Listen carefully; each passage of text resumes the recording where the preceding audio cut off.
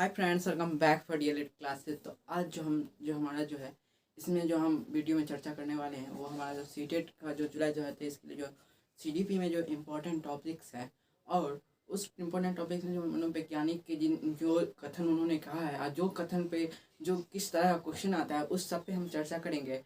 तो आज हमारे जो पहले वाले वीडियो में हमने जो हमारे जीन प्याजे जी हैं उनका जो नैतिक विकास का सिद्धांत उसके बारे में पढ़ लिया। आज हम उनका जो संज्ञानात्मक विकास सिद्धांत है उसके बारे में हम पढ़ेंगे। तो इसमें जो हमारा जो है जीन प्याजे जी के हमने नैतिक विकास के बारे में पढ़ लिया। आज हम संज्ञानात्मक पढ़ेंगे। फिर हमारे जो कोहलबर्ग जो मनोवैज्ञानिक हैं उनके बारे में हम जो है उनका जो क्या सिद्धांत है उसके बारे में हम पढ़ेंगे। और उसके बाद वायोगत्स्की के अनुसार जो हमारा जो है उनका सिद्धांत, ये तीनों इंपॉर्टेंट सिद्धांत है CTET जुलाई 2023 के लिए। और ये सब में से 2-3 नंबर के जो है हर बार क्वेश्चन आता ही आता है सीडीपी में।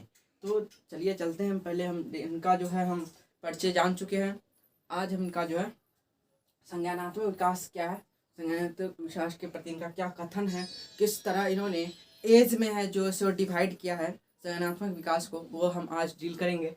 तो पहले हम जान लेते हैं संज्ञानात्मक विकास कहते किसको है। तो संज्ञानात्मक विकास का तात्पर्य बच्चों के सीखने और सूचना एकत्रित करने के तरीके से है। क्या है संज्ञानात्मक विकास का तात्पर्य बच्चों के सीखने से और उनके जो सूचनाएं एकत्रित करने के तरीके से है। इसमें अवधान में वृद्धि क्या होता है, अवधान में वृद्धि यानी अटेंशन में वो क्या होगा, वो ज़्यादा क्लियरिटी आएगी उनमें, उनमें वृद्धि होगी। वो क्या होंगे, सजग होंगे। भाषा, चिंतन, स्मरण शक्ति और तर्क शामिल है।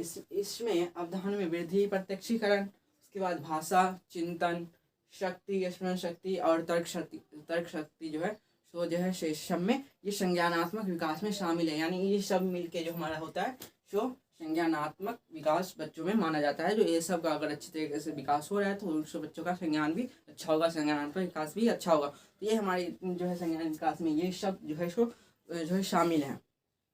इससे बच्चे में जो है स्मरण शक्ति, चिंतन करने की शक्ति का क्या होता है, विकास होता है। तो ये हमारा होगा संज्ञानात्मक विकास का तात्पर्य। अब हम पढ़ेंगे प्याजे के, देखिए ये 3 पॉइंट जो है इंपॉर्टेंट पॉइंट है, क्योंकि ये जो हमारा समावेशन है, आत्मसातीकरण है और समायोजन है, ये तीनों ऐसे इंपॉर्टेंट वर्ड है जो आपको जो है इनके जो कथन के अनुसार ये सब क्या कहलाता है इन सिद्धांत के प्रति वो हमें जो है सो पढ़ना है। तो हम पहले चलते हैं समावेशन, क्योंकि हो सकता है एग्जाम में आपको डायरेक्ट दे दे ये वर्ड, आप पता है जो इसका क्या अर्थ होता है, इससे अगर कंडीशन दे दो इसमें ये वर्ड जो है कहाँ बच्चों में सटीक बैठेगा या इस वर्ड से क्या तात्पर्य होता है, कुछ भी पूछ सकता है। तो हमारा जो पहला पॉइंट है पियाजे के संज्ञानात्मक सिद्धांत के अनुसार, देखिए पियाजे जो हमारे प्याजे हैं उनके संज्ञानात्मक विकास के अनुसार वह प्रक्रिया जिसके द्वारा संज्ञानात्मक संरचना को संशोधित किया जाता है, वह प्रक्रिया जिसके द्वारा संज्ञानात्मक संरचना को संशोधित किया जाता है समावेशन कहलाता है। तो समावेशन क्या कहता है, वह प्रक्रिया जिसके द्वारा संज्ञानात्मक संरचना को जो है संशोधित किया जाता है उसे हम समावेशन कहते हैं। जिसमें आपका अगर संज्ञान में अगर आपका जो है संशोधित किया जाता होगा तो उसे हम क्या कहेंगे, समावेशन कहेंगे। अब हम जो हमारा आगे जो है तो दूसरा पॉइंट है पूर्व ज्ञान के साथ नवीन ज्ञान को जोड़ने की प्रक्रिया को आत्मसातीकरण कहते हैं। ये तीनों पॉइंट ऐसे हैं जो थोड़ा बहुत मिलते जुलते प्रतीत होते हैं, लेकिन ऐसा नहीं है। देखिए वो है संज्ञानात्मक संरचना का जो एकत्रित करते हैं, संशोधित करते हैं उसको, तो उसमें हम क्या कहते हैं, समावेशन। और उसके दूसरा हमारा पूर्व ज्ञान के साथ नवीन ज्ञान को जोड़ने की प्रक्रिया को, पूर्व ज्ञान के साथ नवीन ज्ञान की जोड़ने की प्रक्रिया को हम आत्मसातीकरण करते हैं। और थर्ड पॉइंट हमारा जब बालक अपने पुराने स्कीम अर्थात ज्ञान में परिवर्तन करना प्रारंभ कर देता है तो वह प्रक्रिया समायोजन कहलाती है। और जब देखिए पहला हमारा पॉइंट था जब सूचना जो हमारे संज्ञानात्मक विकास को संशोधित किया जाए तो हमारा होगा समायोजन। उसके बाद अगर हम नवीन ज्ञान को पुराने ज्ञान को नवीन ज्ञान के साथ जोड़ते हैं तो आत्मसातीकरण। और हम अगर जो है हमारे अगर बच्चे अपने पूर्व ज्ञान को जो परिवर्तित करना प्रारंभ कर देते हैं ना तो हमारा क्या कहलाता है, समायोजन। ये समावेशन हो गया, ये आत्मशक्तिकरण हो गया, ये समायोजन हो गया। ये तीनों वर्ड का अच्छे तरीके से पढ़ लीजिए और समझ जाइए जो क्या किसे कहते हैं, मतलब जो है इसका क्या डेफिनेशन हो सकता है। वो प्रक्रिया जिसके द्वारा संज्ञानात्मक संरचना का संशोधित किया जाता है समावेशन कहलाती है। अगर पूर्व ज्ञान को नवीन ज्ञान के जोड़ने की प्रक्रिया हमारा आत्मशक्तिकरण कराती है। अब बालक ने पुराने स्कीम अर्थात जो हमारे ज्ञान परिवर्तन करना प्रारंभ कर देता है उसे हम क्या कहते हैं, समायोजन कहते हैं। जब वो ज्ञान में अपने पूर्व ज्ञान में परिवर्तन करना प्रारंभ करता है तो वो समायोजन कहलाता है। अब हमने ये 3 पॉइंट को डील कर लिया। अब हमारे जो इन पियाजे जी के जो संज्ञानात्मक विकास को जो है उसको डील करेंगे। तो इसमें इन्होंने संज्ञानात्मक विकास को 4 अवस्थाओं में विभाजित किया। कितने अवस्थाओं में विभाजित किया है? संज्ञानात्मक विकास को 4 अवस्थाओं में विभाजित किया है, बच्चों के जो है उम्र पर, बच्चों की जो उम्र पर डिपेंड, जो कब कैसे बच्चे जो संज्ञान में उनका विकास होता है, ऐसे जो है उन्होंने किया है। तो हमारा जो पहला पॉइंट है, इंद्रिय जनित गामक अवस्था, या इसे हम संवेदी गामक अवस्था भी कह सकते हैं। क्या कह सकते हैं? संवेदी गामक अवस्था। यह अवस्था, ये इंपॉर्टेंट है, ये याद रखिएगा, जन्म से 2 वर्ष तक होता है। यह अवस्था कब होता है? जन्म से 2 वर्ष तक का होता है।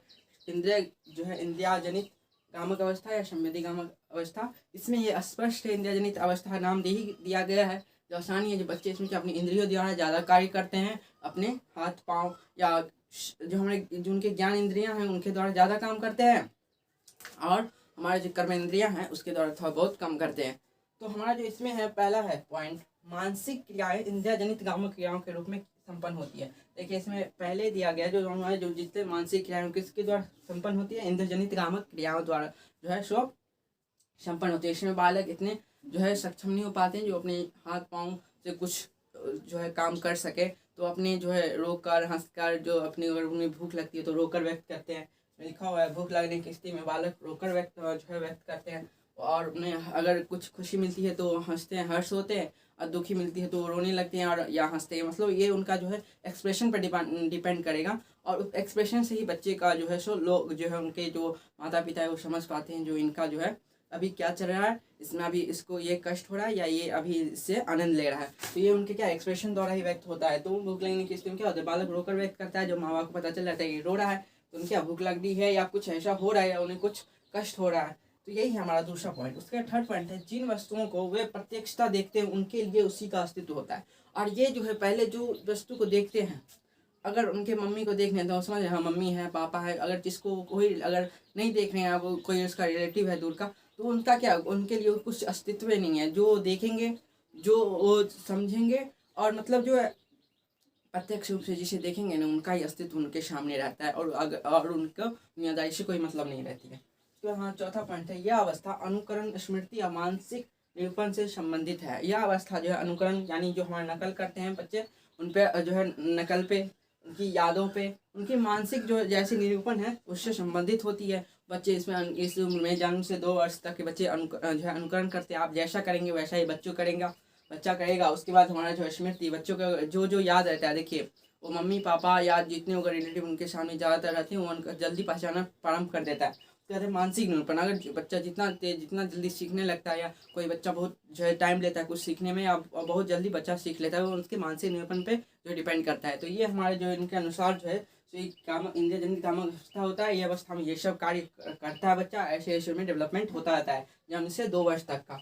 अब जो हम बात करेंगे हमारा जो तीसरा पॉइंट है, जो 3 और बचाव है इसके बारे में। तो हमारा पहला हो गया है, 3 और बचाव है, उस पर हम चलिए इसको मिलाते हैं, वीडियो को पॉज करते हैं, फिर उससे तीनों पर हम डील करेंगे। पे जो हमारे जो 3 जो बचे हुए थे उनकी जो अवस्था के जो उन्होंने 4 अवस्थाएं जो बांटी है बच्चों में, जो किस प्रकार के इसमें कितना संज्ञानात्मक विकास होता है, कैसे कैसे होता है। तो उसमें हमने पहले वाले में पढ़ लिया था जनित या संवेदी गामिक अवस्था। अब हम दूसरा पढ़ेंगे पूर्व संक्रियात्मक अवस्था 2 से 7 वर्ष तक।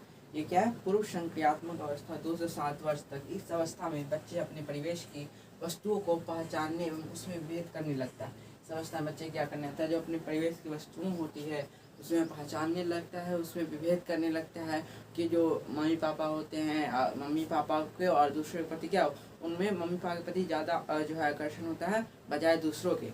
ऐसे ऐसे जो वस्तुओं में जो है मनुष्यों में वो विभेद करना प्रारंभ कर देते हैं।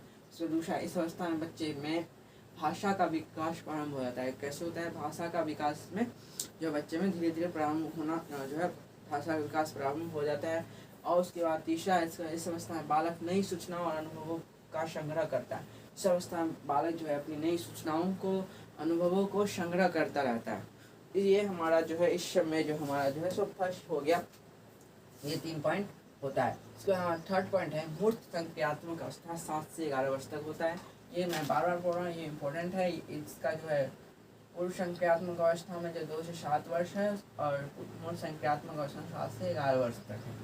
इस अवस्था में बालक में भाषा का का पूर्ण विकास हो जाता है। क्या होता है इसमें भाषा आपका विकास प्रारंभ हो जाता है पूर्व संख्यात्मक अवस्था में। इसमें जो है हमारा मूर्त संख्यात्मक अवस्था में जो है सो जहाँ भाषा का विकास पूर्ण हो जाता है। उसका दूसरा पॉइंट है बच्चे पर्यावरण के अनुकूल व्यवहार करना सीख जाते हैं। बच्चे क्या करते हैं, पर्यावरण के अनुकूल जो है सो व्यवहार करना सीख जाते हैं। क्या उनके लिए अच्छा है, क्या उनके लिए बुरा है, ये सब समझना शुरू कर देते हैं। अगर वो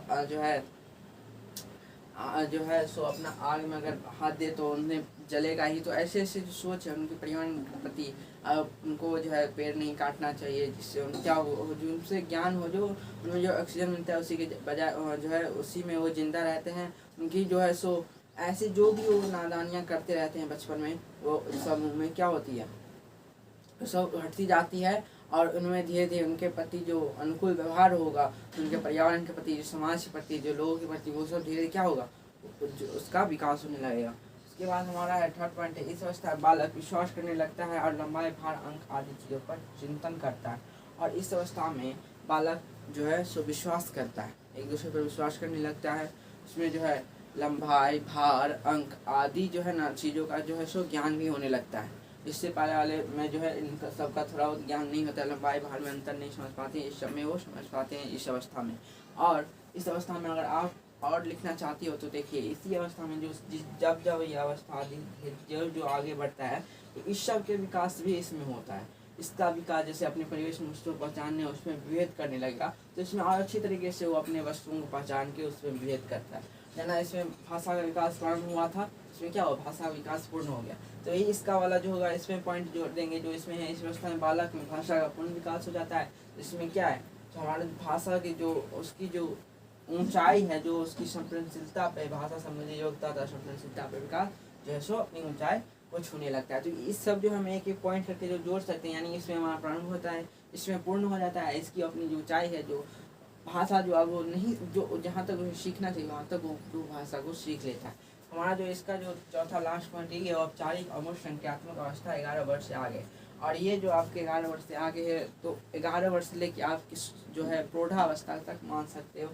तो इसमें हमारा पहला पॉइंट है, इस अवस्था में भाषा संप्रेषणशीलता संप्रेषणशीलता का विकास अपनी ऊंचाई को छूने लगता है। संप्रेषणशीलता मतलब हो गया आपका कम्युनिकेशन, एक दूसरे से बच्चे कैसे बात करते हैं, अपने को कैसे प्रेजेंट करते हैं दूसरों के सामने। तो ये सब उनके क्या है, योग्यता संप्रेषणशीलता के विकास अपनी ऊंचाई को छूने लगता है। फिर दूसरा पॉइंट है, बालक में अपनी तरह अच्छी तरह से सोचने, समस्या समाधान करने और निर्णय लेने की क्षमता का विकास होता है। बालक में अच्छी तरह से क्या होती है, सोचने के लिए, समस्या समाधान करने की योग्यता एवं निर्णय लेने की योग्यता या क्षमता का विकास हो जाता है। लास्ट पॉइंट है, इस अवस्था में बच्चे विभिन्न प्रकार की समस्याओं के समाधान के लिए अमूर्त नियमों का निर्माण कर सकते हैं। वो तभी जब कर सकते हैं, उनके अमूर्त नियम जो है, उन्हें जो भावनाओं के नियम जो है, या दूसरों के जो एक भाषा के प्रति दूसरे भाषा का जो निर्माण है वो तभी कर सकते हैं जब उन्हें क्या हो, जो चिंतन की भावना जो है, अपने मन में तर्क करने की भावना का विकास हो चुका हो, तभी वो जो है दूसरे नियम का पालन करेंगे। या किसी जो है परंपरागत नियम चले आ रहे हैं, जब वो देखेंगे जो नहीं ये नियम भी तो ये काम हो सकता है, लेकिन अगर मैं दूसरा कुछ अपनाना चाहूँ, अगर ये तरीक़ा से मैं ये काम करूँ तो ये काम अच्छी तरीके से होगा। तो ऐसे ऐसे जो इसमें भावनाएं होती है सोच डेवलप होना प्रारंभ हो जाती है। तो ये हमारा किस में आता है, 11 वर्ष से आगे वाले जितने, यानी जो है अमूर्त या औपचारिक संक्रियात्मक अवस्था में आता है। हमारा जो इनके संज्ञानात्मक विकास के जो 4 अवस्थाएं हैं, जिन प्याजे के अनुसार आज हमने ये पढ़ लिया है। इससे अगली वाली वीडियो में हम जो हमारा कोहलबर्ग के अनुसार जो है, उनके अनुसार जो हमारा जो सिद्धांत है उनका जो है वो पढ़ेंगे। अगर आपको वीडियो अच्छा लगा हो तो लाइक करिएगा, इस वीडियो को शेयर करिएगा और एक कमेंट जरूर कीजिएगा। Bye, stay tuned, bye.